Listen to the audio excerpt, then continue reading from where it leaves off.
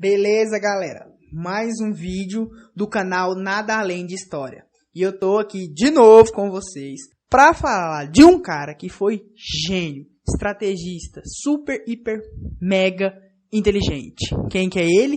Napoleão Bonaparte. Bom, Napoleão Bonaparte começou a ganhar destaque ali na Revolução Francesa, quando ele liderou o exército francês na batalha contra a Áustria e a Prússia. Ele, aos 24 anos de idade, recebeu a patente de general do exército francês. Aí tá, beleza, né? Foi lá pra batalha, chegou lá e falou, quer saber disso aqui não? Pode ir embora, mandou a Áustria e a Prússia embora e deu um certo alívio para a França, expulsando a Áustria e a Prússia.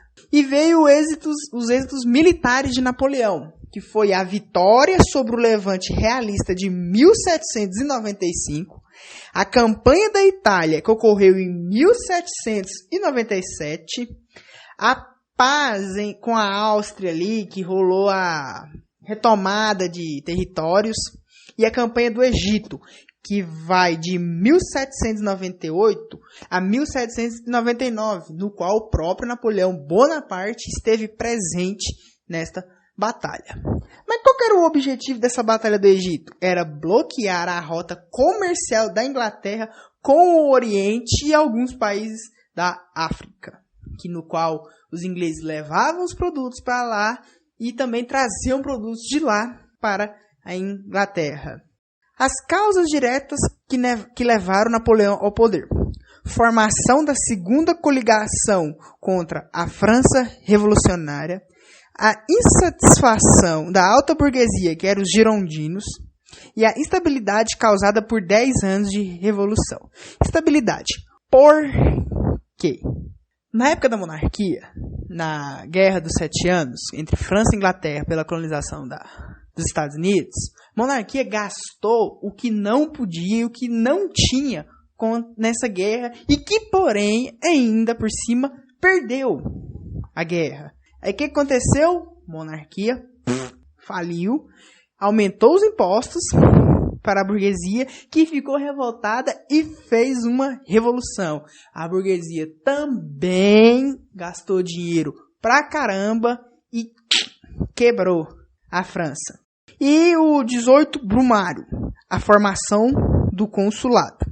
Foi uma aliança entre Napoleão e os girondinos. O objetivo, acabar com a revolução, colocar um fim nessa revolução.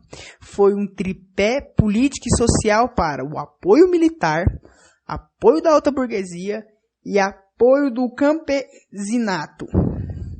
Napoleão e o consulado, que começou em 1799 e se estendeu até 1804. Objetivos do consulado: enfrentar ameaças externas, reorganizar a economia francesa, que eu acabei de falar que estava falida, e reestruturar a sociedade francesa. O ano de 1799 foi marcado pela vitória sobre a segunda coligação e a paz de Amiens, que é a Inglaterra, e a criação do Banco Nacional da França, com a nova moeda, o franco. Os anos de 1801 e 1802 foi marcado com a concordata com o Papa Pio VII, em 1801, com a volta do catolicismo. Foi um acordo que visava, claro, a restauração da Igreja Católica na França pós-revolução. Foi criada uma nova Constituição em 1802, no qual foi eleito o primeiro cônsul, uma centralização política e a criação do executivo, legislativo e judiciário.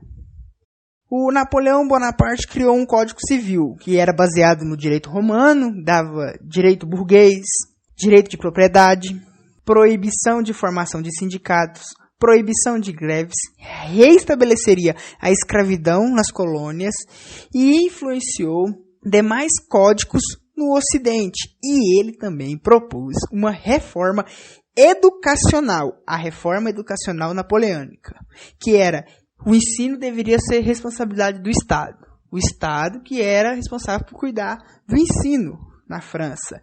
Os liceus, que eram os colégios internos que tinham na França.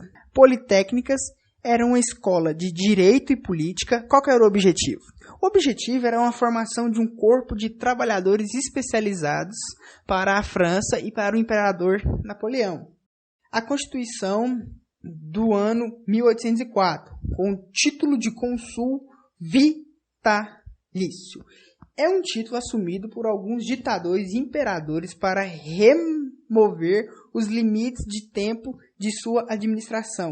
O plebiscito se torna censitário e ele recebe o título de imperador coroação em 2/12 de 1804 e ocorre uma submissão do poder papal. Agora a gente começa a centralizar mais no Império, que começou em 1804 e se estendeu até 1815, com guerras externas. O principal líder dessas guerras externas era a Inglaterra, devido à competição industrial. As coligações eram compostas pelas monarquias absolutistas, que eram opositoras ao liberalismo político da Revolução. Coligações. Em 1805, terceira coligação, Inglaterra, Rússia e Áustria. França e Espanha, juntos, invasão do Canal de Mancha. Batalha do Trafalgar, que foi a derrota francesa para a Inglaterra, sob o comando do almirante Nelson.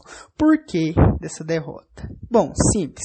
A Inglaterra, muito bem armada. Tinha um poder naval imenso, era considerada a maior potência naval que tinha na época. Teve batalhas de mar e terra, com Inglaterra de um lado e França do outro. Uma impossibilidade da vitória definitiva da França. Vitória continental sobre a terceira coligação. Batalhas de Ulm na Prússia e Austerlitz na Áustria. E teve uma superioridade terrestre das tropas francesas, que ocasionou o fim do Sacro Império Germânico e a criação da Confederação do Reno. Beleza, a gente viu sobre coligações, império, o início da carreira de Napoleão, os êxitos militares. Agora a gente vai entrar num assunto chamado o bloqueio continental, que começa em 1806. Qual que era o objetivo desse bloqueio continental? Bom, simples. Neutralizar o poderio econômico inglês, privar o acesso dos ingleses ao mercado europeu e privar ali os países da Europa ali a comercializar com a Inglaterra também. Ou seja, Napoleão queria quebrar o monopólio inglês, queria quebrar as finanças inglesas. Ele assina o Decreto de Berlim, em 1806, que ele fala assim: eu irei fazer uma invasão militar aos países que não cumprirem o bloqueio. E os anos de 1807 a 1809, vitória sobre a quarta e quinta coligações. Adesão da Rússia ao embargo, Tratado de Tilsit, consolidação do bloqueio e início das implicações do bloqueio. O que foi o Tratado de Tilsit? Tratado com a Rússia pôs fim à guerra com a França e a quarta coligação europeia contra este último país. Teve também o avanço liberal. A expansão napoleônica sobre a Europa causa as seguintes consequências, galera. Expansão das ideias liberais, ruptura do antigo regime, o desenvolvimento de lutas nacionalistas nos países invadidos que ficavam puto de raiva com Napoleão e o início da queda de Napoleão. Aí já está marcando o início da queda dele. Que posteriormente ele vai casar com Maria Luísa. Por que ele queria casar com Maria Luísa? Os seguintes objetivos. Era a ligação de parentesco com a causa do Habsburgs, legitimação do governo dos Bonapartes, enobrecimento da família real francesa, aliança com os monarcas europeias, queria que o trono fosse passado de herdeiro para herdeiro. Tais medidas não alcançaram êxito, porque Napoleão já estava enfrentando com o início da sua queda. Na questão de invasão a Portugal, era aliado da Inglaterra, não participou do bloqueio, Em 1807, sofreu uma invasão napoleônica. A família real é obrigada a fugir para o Brasil, que daí vai começar o início do processo da independência do Brasil. Bom, foi muito covarde. Por que não ficar ali e lutar pela sua nação, pela sua coroa? Não, ele resolveu pegar todo mundo e fugir. Napoleão pensou, vou atrás desse cara não. Porque se eu for atrás dele, eu vou ter que gastar dinheiro com a frota. E se eu for atrás dele, não vai adiantar nada. Se eu matar ele, que diferença vai fazer aqui pra mim? Ele lá não vai poder comandar nada aqui. Porque se ele fugiu, então foi porque ele ficou com medo. E a Espanha. Na Espanha rolou, galera, a deposição do rei espanhol, o Fernando VII. Aí entra o novo rei, que era o José Bonaparte, que era o irmão mais velho de Napoleão. Vai rolar guerrilhas nacionalistas contra Napoleão, óbvio. Ele vai sofrer derrotas na Península Ibérica e o enfraquecimento de tropas francesas. Depois daí, o fim do bloqueio, com a crise econômica no continente, incapacidade francesa de abastecimento do mercado europeu, porque ele privou a principal, que era a Inglaterra. Rússia rompe o bloqueio. César Alexandre I promove a abertura dos portos russos aos ingleses em 1812 e o fluxo começa a voltar a ficar o normal. Até aí, tudo bem. Aí depois ele resolve iniciar a campanha da Rússia. A ideia do cara.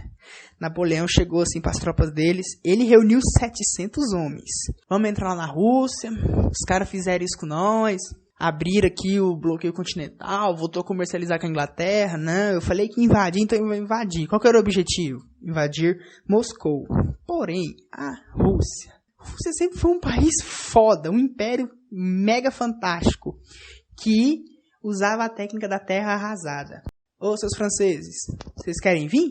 Pode vir, vem. Um frio que nem era de bater dente, era de bater órgãos. O que o cara fez? Os franceses estavam vindo, fogo nos pomares, fogo nos abrigos, não deixaram nada para os franceses. Muitos morreram de fome, frio e mortos pelos próprios russos. Derrota de Napoleão, de 700 homens, apenas 79 mil sobreviventes. E aí, marcou mais ainda o fim de Napoleão. Houve os 100 dias, em 1815. Fuga de Napoleão para a ilha Elba com 1.200 homens. E só que o interessante, cara, é que ele retorna à França e assume o poder do trono sem conflitos. E rola lá na época, o povo não gostou que ele tivesse voltado, uma reorganização das coligações contra Napoleão. Classe burguesa apoiava o cara, o Napoleão. Só que quem estava lá agora não queria o Napoleão. A sétima guerra contra a sétima coligação foi a derrota definitiva de Napoleão. O cara era tão fascinado em guerra que ele já tinha perdido uma guerra, foi para a ilha, voltou, fez outra guerra. Quando ele perdeu, ele teve um fracasso muito grande na tentativa de exílio nos Estados Unidos. Ele então foi exilado na ilha de Santa Helena e Napoleão vem a falecer em 5 de maio de 1821. Isso marca a Era Napoleônica. Valeu, galera. Abraços.